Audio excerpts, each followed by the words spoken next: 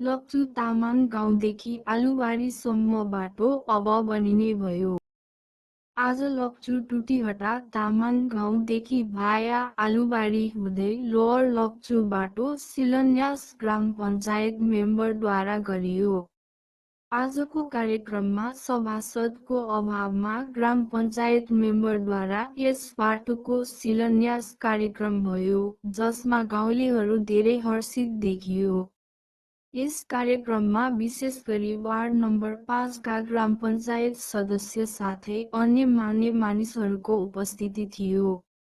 आज मुख्य रूपमा पूजापाठ गरी यस बाटोको उद्घाटन कार्यक्रम सुचारू रूपमा गरियो। धेरै सालदेखि आवश्यकता रहेको यस बाटो अब बनिने भयो।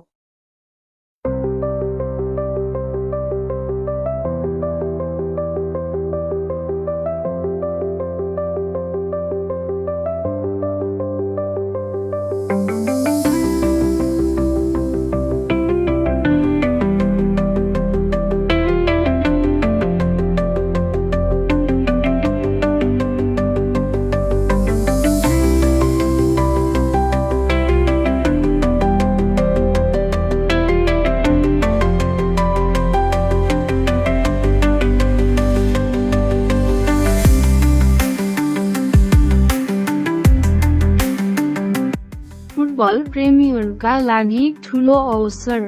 लोप्चु टुट्टी हट्टामा हुँदैछ सर्ट पोस्ट फुटबल टुर्नामेन्ट। विजेताले जिलेछन् 40,000 रुपैयाँ र उपविजेताले पाउनेछन् 20,000 रुपैयाँ। प्रवेश शुल्क मात्र 2,500 रुपैयाँ प्रति टिम। स्थान लोप्चु टुट्टी हट्टा, धराई खोती नजिक। तपाईको टिम अहिले नै दर्ता गर्नुहोस्। सम्पर्क प्रतिभा देखाउनुहोस्, खेल्नुहोस् र च्याम्पियन बन्नुहोस्।